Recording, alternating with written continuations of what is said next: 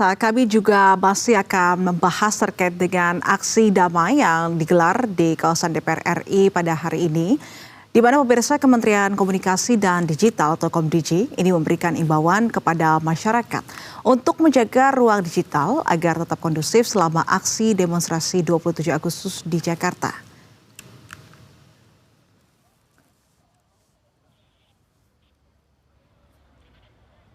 Dirjen Pengawasan Ruang Digital Komdigi, Alexander Sabar, meminta masyarakat untuk tidak melakukan penyebaran berita palsu alias hoax, ujaran kebencian hingga provokasi, sehingga demonstrasi bisa berjalan baik dan tidak hanya di ruang fisik tetapi juga di ruang digital. Sejumlah kelompok masyarakat menggelar aksi damai di depan gedung DPR MPR pada Kamis hari ini. Salah satu elemen yang terlibat yaitu Aliansi Masyarakat Pati Bersatu atau AMPB. Kemkomdigi mengingatkan masyarakat untuk waspada terhadap pihak-pihak yang berupaya untuk memanfaatkan situasi untuk memecah belah, mengadu domba, atau memancing emosi melalui media sosial. Perbedaan pendapat tidak boleh berubah menjadi kebencian antar sesama.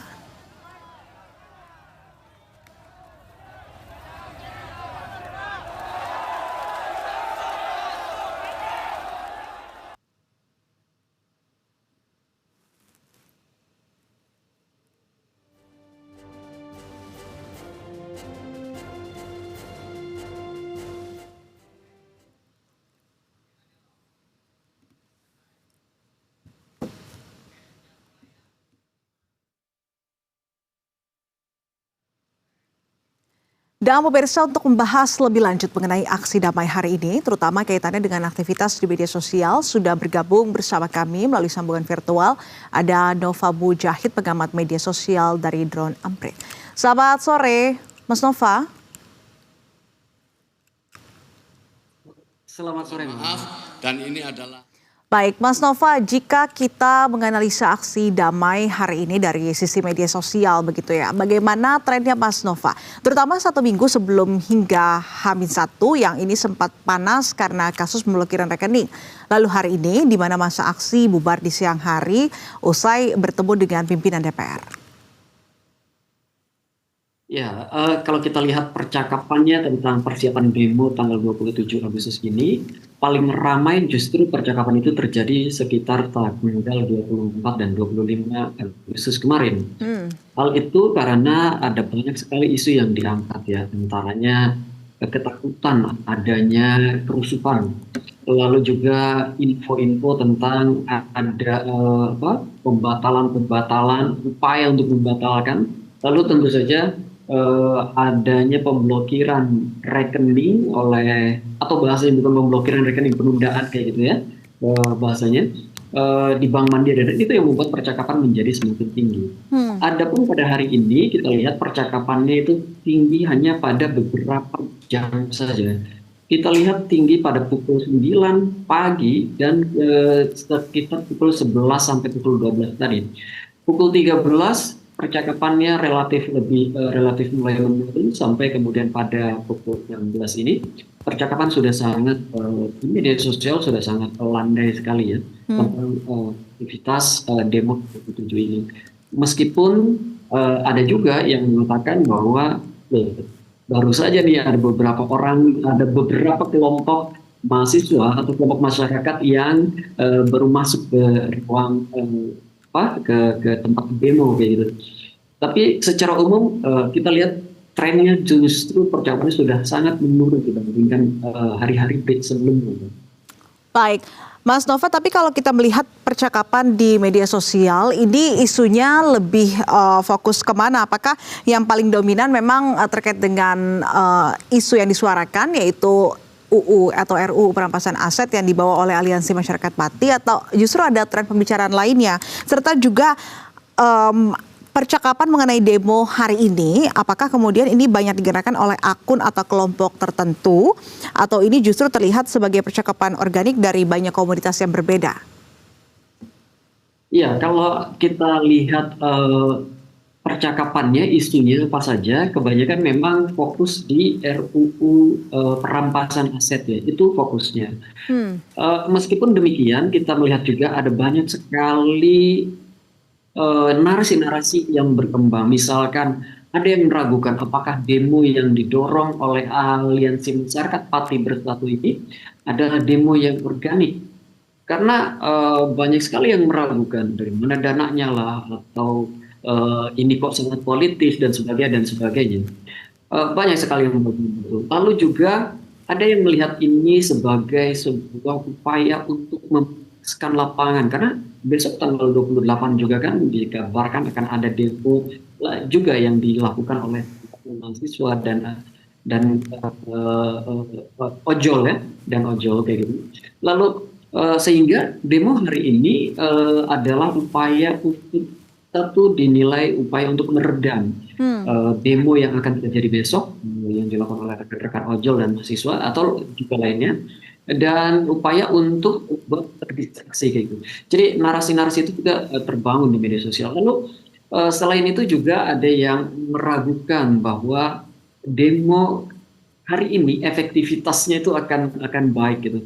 Terlebih kemudian banyak yang meragukan loh, baru pada demo kali ini ada demo yang diterima dengan baik di gedung DPR kayak gitu ya, yang bisa Hmm. masuk. Sebelumnya bahkan demo besar tahun kemarin itu juga, Agustus juga ada tuntutan yang memang diterima kemudian, tetapi tidak sebaik ini penerimaannya. Ya. 17+8 itu ya, momen-momen Hmm. seperti itu tidak sebaik ini penerimaannya. Jadi ada juga yang meragukan nanti ke depannya akan seperti apa efektivitasnya, jangan-jangan tidak juga terlalu banyak efektif. Itu Betul. kalau kita lihat dari narasi-narasi yang berkembang. Hmm. Lalu selain itu juga satu lagi narasi yang sebenarnya juga cukup kuat. Ada yang khawatir demo ini akan dimanfaatkan. Jadi setelah Aliansi Masyarakat Pati Bersatu bubar, katakan begitu, ada yang memanfaatkan dengan masuk ke ruang demonstrasi dan membuat kekacauan. Ada juga yang mengingatkan untuk seperti itu. Itu kira-kira narasi yang sangat kuat ya. Lalu kalau kita lihat siapa saja yang bercakap atau akun-akun seperti apa yang terlibat dalam percakapan, di setiap kanal media sosial agak berbeda ini. Hmm. Kalau di kanal Facebook itu sebagian besar adalah akun-akun yang basisnya daerah, atau basisnya itu kesukaan tertentu kayak gitu. Dan kalau dilihat akun-akun yang terlihat memang adalah akun-akun yang organik kalau di Facebook seperti ini. Berbeda dengan di kanal media sosial lainnya, di Instagram misalkan atau di TikTok, justru kita dapati banyak sekali kanal-kanal yang terindikasi terkoordinasi aktivitasnya seperti itu. eh, Organik atau tidak organik, kalau dia terkoordinasi ini Hmm. salah satu ciri ya, Ya. salah satu hal yang harus diperhatikan, kayak siapa sebenarnya mereka kayak itu. Berbeda lagi dengan di Twitter, justru percakapannya saya kira lebih sehat, banyak yang mengingatkan tentang potensi-potensi keramaian, waspada akan kawal jika itu memang berasal dari masyarakat Pati, dan isunya juga ya meskipun ini terlalu politis tapi Hmm. isunya isu bersama gitu. Meskipun tentang pemberantasan korupsi gitu ya. Meskipun juga banyak yang mengingatkan jangan hanya didorong RUU-nya, tetapi apa yang detail dalam RUU itu juga harus diingatkan, Ya. harus dikawal juga, jangan sampai ini Baik. menjadi pembungkaman gitu. Hmm. Oke, Mas Nova, Komdiji sendiri juga berkampanye agar menjaga ruang digital selama masa aksi damai 27 Agustus ini dengan memperketat pemantauan untuk menindak disinformasi, fitnah, dan juga provokasi di ruang digital. Lantas, menurut Anda, di mana kemudian batas aman antara menjaga ketertiban dan membendung kebebasan ekspresi di media sosial? Saya kira batasnya sangat jelas. Jika kita kenal istilah hoax, misinformasi, disinformasi, malinformasi, gitu ya. Batasan itu adalah ketika kita dengan sengaja memberikan informasi yang utuh ataupun tidak utuh, yang kita narasikan ulang dengan tujuan untuk membuat informasi palsu, membuat informasi palsu. Saya kira itu batasannya. Eh, dan harus kita apresiasi, patut diapresiasi. ketika Komdigi berkomitmen untuk membuka dan mempersilahkan media, baik media massa maupun media-media yang lebih katakan lebih independen, lebih kecil kayak gitu ya, untuk meliput ini merupakan hal yang sangat bagus. Ini karena kita pernah mengalami 2025 Agustus kemarin, itu kan jadi agak bermasalah sedikit gitu ya. Nah, jadi hal-hal seperti itu batasannya saya kira adalah pada intensi kita ketika menyampaikan informasi. Kalau intensi kita memang merusak narasi demonya itu sendiri, merusak membangun kekhawatiran dan sebagainya, itu tentu sudah bukan lagi kebebasan berpendapat itu ada upaya untuk membuat ruang digital menjadi tidak kondusif. Dan sebenarnya selain Komdigi, saya kira kepolisian juga kan kemarin sudah menyatakan mereka melakukan patroli untuk menilai mana-mana saja informasi-informasi yang harusnya tidak dilakukan, tidak didorong gitu, karena berpotensi hoax dan menciptakan kekhawatiran. Saya kira dua itu patut diapresiasi dulu. Baik, dan tidak hanya Kemkomdigi, polisi, tetapi menanggapi adanya aksi unjuk rasa di Jakarta dan sejumlah daerah, Menko Polhukam Djamari Caniago ini juga mengimbau aksi berlangsung dengan damai dan tentunya saling jaga agar aspirasi ini bisa tersalurkan dengan baik. Dan sebelum kita ke pertanyaan selanjutnya, Mas Nova, kita akan simak pernyataan selengkapnya berikut ini. Jajaran Polda dan Kodam serta masyarakat banyak akan turut menjaga dan mengawal masyarakat kita yang akan menyampaikan aspirasinya ke DPR. Kita kawal supaya aspirasi ini tersalurkan dengan baik, diterima pula oleh anggota DPR dengan bagus. Kemudian untuk mencegah ada kelompok lain yang ingin masuk yang justru akan bisa mengaburkan, bahkan bisa menggagalkan aspirasi yang akan disampaikan. Kita ingin masyarakat yang punya hak untuk menyampaikan aspirasi ini kepada DPR, kita lindungi, kita kawal supaya bulat masuk ke sana dan tidak ada yang mengganggu. Itulah yang dilakukan oleh Polda dan dilakukan oleh Kodam dan masyarakat di Jakarta yang juga menjaga ketentraman di lingkungan Jakarta. Hal itu yang akan kita laksanakan sehingga kita bisa melihat masyarakat kita sebagian juga sudah ada yang sudah datang di sini dan kami mengatur semuanya supaya bisa berjalan dengan tertib. Itu bersama-sama semua, kita bersama-sama bahwa pembagian tugasnya sudah ada. Sudah ada petunjuk dari Panglima TNI, dari Kapolri, pelibatan tentara seperti apa, itu sudah ada aturannya. Itu sudah tidak ada masalah lagi di antara petugas-petugas yang ada di lapangan. Itu sudah selesai dan inilah bukti bahwa kami ini bersama-sama melaksanakan tugas ini. Bahkan bersama dengan masyarakat, bukan hanya polisi dan Kodam saja yang terlibat, tapi semua masyarakat kita juga ikut menjaga yang istilahkannya agak jaga Jakarta, yang menjaga lingkungannya masing-masing. Penyekatan tuh nggak ada ya, usaha penyekatan orang menyampaikan aspirasi disekat, nggak ada, saya nggak kelihatan. Mereka ada yang berangkat perorangan, ada bergabung di sini, ada.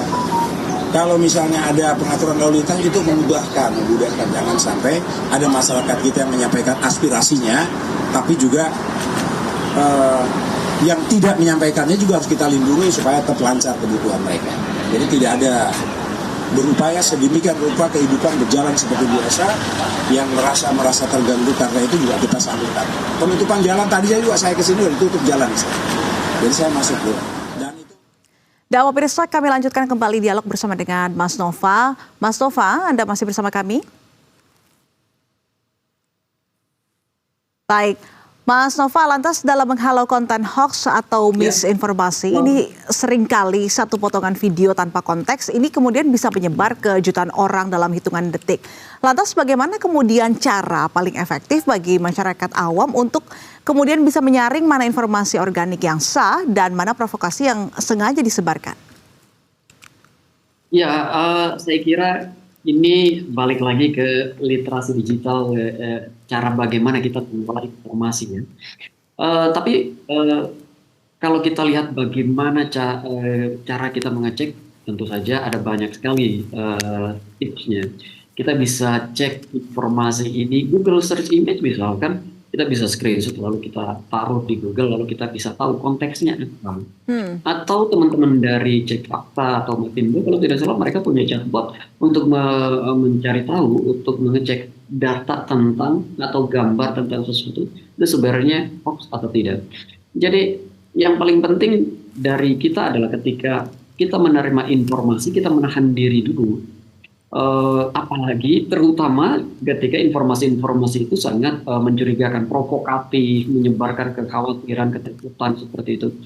Misalkan ada kabar tentang orang-orang yang datang ke Jakarta di malam, itu sudah ribuan orang kayak gitu. Itu kan kita dengan sangat mudah bisa mengidentifikasi. Ini sepertinya informasinya palsu karena konteks itu berbeda sekali gitu. Kelihatan di gambar-gambar di videonya itu.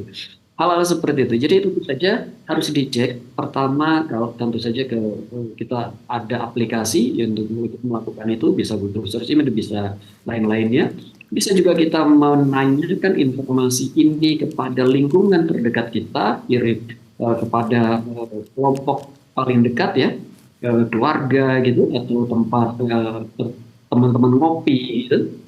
Lalu setelah itu biasanya informasi itu akan diverifikasi sebenarnya oleh media massa kan gitu ya.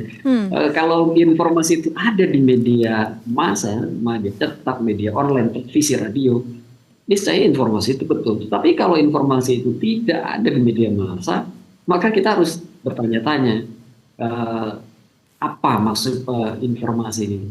Kalaupun ada di media massa, kita harus tanya juga itu media massa yang seperti apa. Jangan sampai kita menyamakan semua media massa sama, karena ada juga media yang memang isinya itu provokasi gitu ya. Jadi saya kira cara kita mengelola informasi, mengonsumsi informasi itu yang perlu diperbaiki. Itu dari sisi kita. Tetapi kita juga perlu paham tidak bisa sendirian. Pemerintah juga harus bisa memberikan rambu-rambu, bisa mendorong platform untuk lebih baik lagi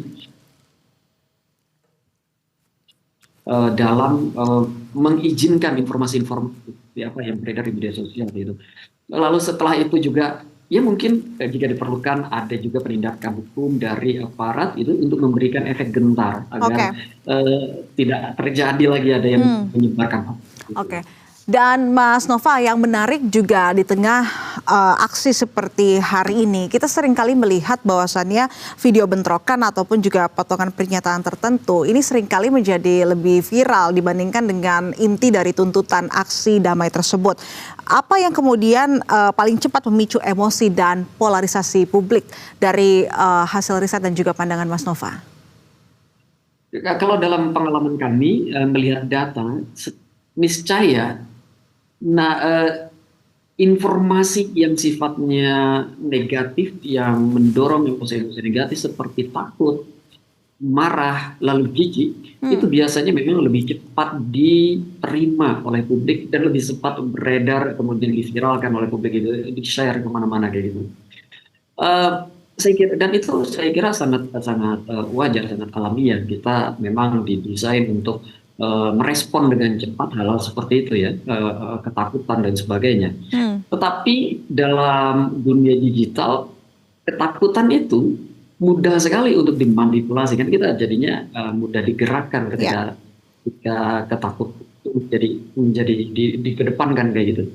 Saya kira ini menjadi, balik lagi Mbak, ini tantangan bagi kita semua agar ini bisa dijawab. Pendidikan digital, literasi digital yang lebih baik dan sebagainya, balik lagi ke arah situ, balik lagi ke bagaimana kita menerima dan mengonsumsi informasi. Lalu jika memang kenapa dia bisa jadi lebih cepat, informasi yang menakutkan itu ketika kita klik kemudian kita share, algoritma media sosial akan membaca ada hal yang sedang menarik nih. Ini velocity-nya atau kecepatan dia mendapatkan engagement-nya sangat tinggi.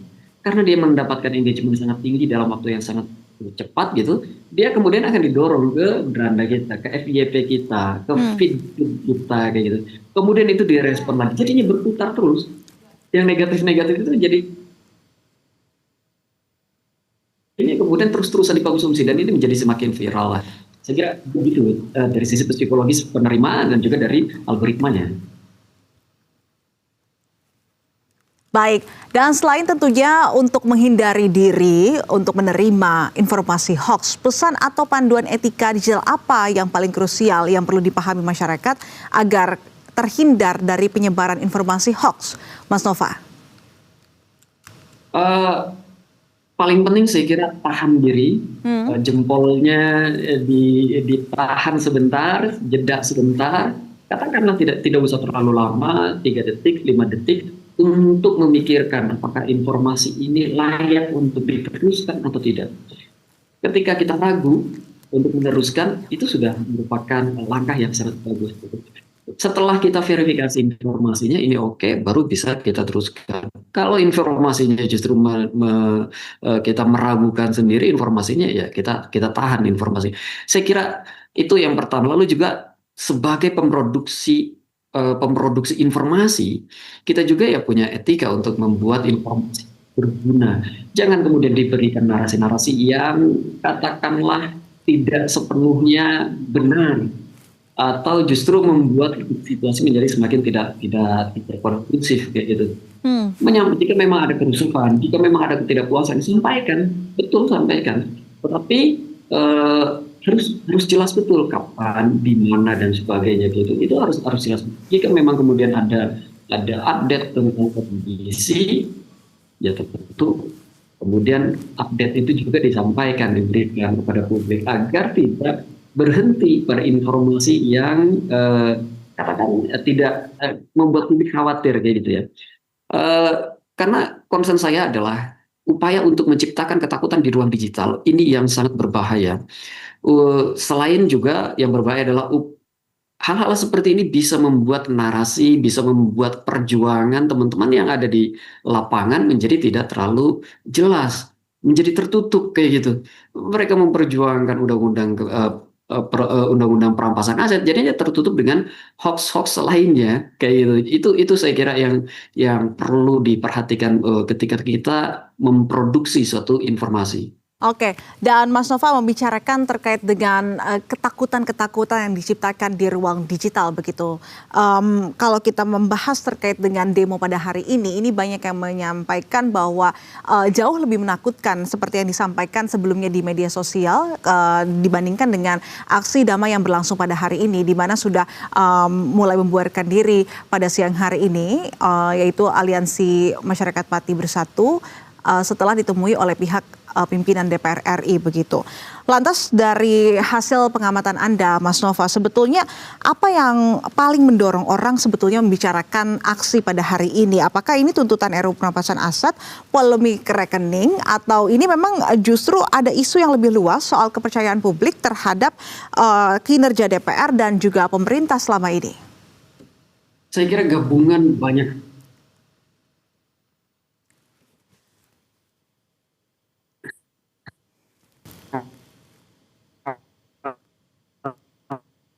ya, kalau kita lihat mengejar korupsi kayak gitu, dan kita kemudian dipertontonkan dengan berbagai macam drama pemberantasan korupsi yang jauh dari harapan. Ada yang dinilai sebagai politik gitu, langkah politik untuk membungkam seseorang atau sesuatu. Kemudian ada drama perseteruan antara aparat penegak hukum, lalu juga ketidakpuasan terhadap putusan orang-orang yang dianggap korup gitu, putusan akhirnya yang dianggap korup dan sebagainya. Ini kan yang membuat publik merasa kecewa. Meskipun kita mempertanyakan juga undang-undang perampasan aset ini detailnya seperti apa, karena banyak yang mempertanyakan itu, tetapi ketika publik mendorong ini ke media sosial dan disambut oleh banyak kelompok, saya kira itu jelas sekali berarti isu ini, isu pemberantasan korupsi dan penghukuman yang maksimal, pemberian hukum yang sangat keras gitu kepada koruptor, itu merupakan isu yang diterima oleh semua pihak, terlepas dari siapa yang mengangkatnya. AMPB, banyak yang mempertanyakan siapa AMPB gitu, tapi isunya ini isu yang berterima bagi semua orang gitu. Jadi itu ada kekecewaan yang dirasakan oleh publik terhadap pemerintah, terhadap penegakan hukum, dan juga melempemnya kinerja legislatif. Isu ini kan sudah berapa kali tertunda gitu. Baik. Terima kasih atas waktu, pandangan, dan juga informasinya, Mas Nova Mujahid, pengamat media sosial Drone Emprit. Dan selamat kembali beraktivitas, Mas Nova. Selamat sore dan salam sehat. Terima kasih. Terima kasih.